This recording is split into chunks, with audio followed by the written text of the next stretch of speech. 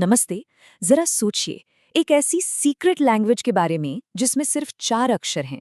लेकिन कमाल की बात यह है कि यही भाषा एक छोटे से बैक्टीरिया से लेकर एक विशाल व्हेल तक हर जिंदा चीज को बनाती है। आज हम इसी कोड को क्रैक करने वाले हैं, वो कोड जो हमारे शरीर की हर एक सेल में छिपा है और जो ये तय करता है कि हम क्या हैं, कैसे हैं। तो असली पहेली यहीं से शुरू होती है। हमारे पास है सिर्फ 4 लेटर्स, ए, यू, सी और जी। पर इन्हीं 4 लेटर से हमारे शरीर के लिए 20 अलग अलग तरह के बिल्डिंग ब्लॉक्स, मतलब कि अमीनो एसिड्स बनाने का इंस्ट्रक्शन देना है। ये तो कुछ ऐसा हुआ कि आपके पास सिर्फ 4 अक्षर हों और आपको 20 अलग अलग साउंड बनाने हों। तो सवाल ये है कि ये मुमकिन कैसे है? और इसका जवाब जानते हैं कहाँ से आया? एक फिजिसिस्ट जॉर्ज गैमोव के एक ब्रिलियंट आइडिया से। उन्होंने सोचा, क्या हो अगर कोड एक एक लेटर का ना हो बल्कि 3-3 लेटर्स के शब्दों का हो। मैथ्स बहुत सिंपल है। 4 की पावर 3 यानी 4 इंटू 4 इंटू 4, ये हो गए 64। और बस अचानक हमारे पास 20 अमीनो एसिड्स के लिए जरूरत से कहीं ज्यादा शब्द थे। ये एक बहुत बड़ी कामयाबी थी। तो इस पूरी पहेली को सुलझाने के लिए हम इन स्टेप्स को फॉलो करेंगे। सबसे पहले इस सेंट्रल पजल को समझेंगे, फिर कोड को क्रैक करेंगे, उस खास मॉलिक्यूल से मिलेंगे जो ट्रांसलेशन का काम करता है, फिर चलेंगे प्रोटीन बनाने वाली फैक्ट्री में और आखिर में इन सबको एक साथ जोड़कर देखेंगे। तो ठीक है, थ्योरी तो आ गई थी, लेकिन अब साइंटिस्ट के सामने एक बड़ा काम था। उन्हें लाइफ की इस लैंग्वेज की पूरी डिक्शनरी तैयार करनी थी। मतलब उन्हें ये पता लगाना था कि हर 3 लेटर वाले शब्द का आखिर मतलब क्या है। तो चलिए देखते हैं कि उन्होंने इस कोड को कैसे क्रैक किया। ये जो हम देख रहे हैं, इसे जेनेटिक्स का रोजेटा स्टोन कह सकते हैं। ये है कोडॉन डिक्शनरी। ये टेबल हमें सीधे सीधे बताती है कि आरएनए का कौन सा 3 लेटर वाला शब्द या कोडॉन कौन सा अमीनो एसिड बनाएगा। इसे पढ़ना भी बहुत आसान है। देखिए, पहला लेटर लेफ्ट साइड से लीजिए, दूसरा ऊपर से और तीसरा राइट साइड से। जैसे यू का मतलब हमेशा होगा फेनिलैलीन। चलिए इसको ट्राई करके देखते हैं। इस आरएनए सीक्वेंस को देखिए, AUG, UUU, UUC। अब अपनी डिक्शनरी का इस्तेमाल करते हैं। AUG का मतलब है मिथियोनिन, और इंटरेस्टिंग बात यह है कि UUU और UUC दोनों का ही मतलब है फेनिलैलीन। तो इसका मतलब ये हुआ कि कोड थोड़ा सा फ्लेक्सिबल है। बस इसी तरह एक सेल इस मैसेज को पढ़ता जाता है और अमीनो एसिड्स की एक पूरी चेन बना देता है। अब देखिए, किसी भी लैंग्वेज की तरह इसके भी कुछ रूल्स हैं। पहला, ये एक ट्रिपलेट कोड है, मतलब शब्द हमेशा 3 लेटर्स के होते हैं। दूसरा, ये डीजेनरेट है। इसका मतलब है कि एक ही अमीनो एसिड के लिए एक से ज्यादा कोड हो सकते हैं।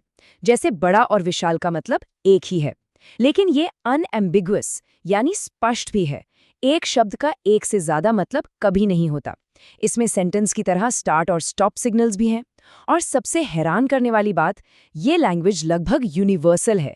मतलब एक इंसान हो या एक केला, हम सब एक ही जेनेटिक लैंग्वेज बोलते हैं। लेकिन जरा सोचिए, क्या होगा अगर सेल पढ़ते हुए सिर्फ एक लेटर भी मिस कर दें?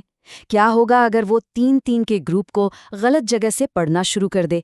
इसका नतीजा बहुत गड़बड़ हो सकता है। इसको समझने के लिए इस सेंटेंस को देखते हैं। Ram has red cap. हर 3 लेटर का एक साफ मतलब निकल रहा है। अब देखिए क्या होता है जब हम सिर्फ एक लेटर बी बीच में डाल देते हैं। Ram has B DCAP। पूरा का पूरा सेंटेंस गड़बड़ हो गया। पढ़ने का जो फ्रेम था वो एक लेटर से खिसक गया और बाकी सब का कोई मतलब ही नहीं रहा। जेनेटिक्स में इसी को फ्रेम शिफ्ट म्यूटेशन कहते हैं और ये बहुत सीरियस प्रॉब्लम क्रिएट कर सकता है। लेकिन अगर हम एक पूरा 3 लेटर का शब्द ही डाल दें, जैसे बिग, तो सेंटेंस बनता है RAM has big red cap. Sentence का मतलब बदला, लेकिन वो अभी भी समझ में आ रहा है। बाकी का फ्रेम बिगड़ा नहीं। इससे पता चलता है कि 3-3 के ग्रुप में पढ़ना कितना ज्यादा जरूरी है। तो ठीक है, हमारे पास कोड है, रूल्स भी हैं, लेकिन सेल के अंदर असली ट्रांसलेटर का काम करता कौन है? कौन है जो आरएनए को पढ़ता है और सही अमीनो एसिड को लेकर आता है? तो मिलिए tRNA से, यानी ट्रांसफर आरएनए। ये एक मॉलिक्यूलर अडेप्टर है जो 2 अलग अलग लैंग्वेजेस को जोड़ता है। इस स्ट्रक्चर को देखिए, इसके एक सिरे पर ये एक खास अमीनो एसिड को पकड़ता है और दूसरे सिरे पर, जिसे एंटीकोडॉन लूप कहते हैं, वहाँ 3 बेस होते हैं। ये बेस mRNA पर मौजूद एक खास शब्द को पहचानते हैं।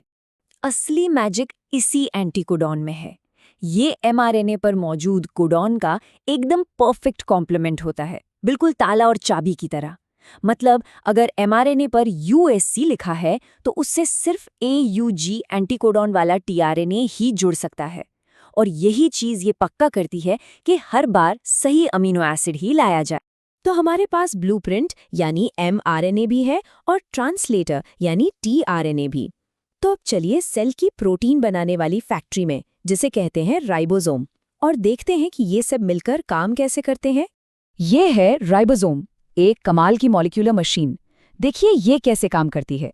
ये mRNA के धागे पर चिपक जाती है और उस पर आगे बढ़ती जाती है, बिल्कुल एक टेप रीडर की तरह। हर 3 लेटर के बाद ये रुकती है, सही tRNA को बुलाती है जो अपने साथ अपना अमीनो एसिड लेकर आता है, और फिर राइबोसोम उस अमीनो एसिड को बढ़ती हुई प्रोटीन चेन में जोड़ देता है। ये जो पूरा प्रोसेस है इसे ट्रांसलेशन कहते हैं और इसके 3 मेन स्टेप्स हैं। पहला है इनिशिएशन या आरंभन, जहाँ सब कुछ स्टार्ट होता है। दूसरा है एलोंगेशन या दीर्घीकरण, जहाँ प्रोटीन की चेन लंबी होती जाती है। और तीसरा है टर्मिनेशन या समापन, जहाँ राइबोसोम एक स्टॉप सिग्नल तक पहुंचता है और नया बना हुआ प्रोटीन रिलीज हो जाता है। चलिए, अब तक हमने जो भी जरूरी नंबर्स और रूल्स देखे हैं उन्हें फटाफट से समराइज कर लेते हैं।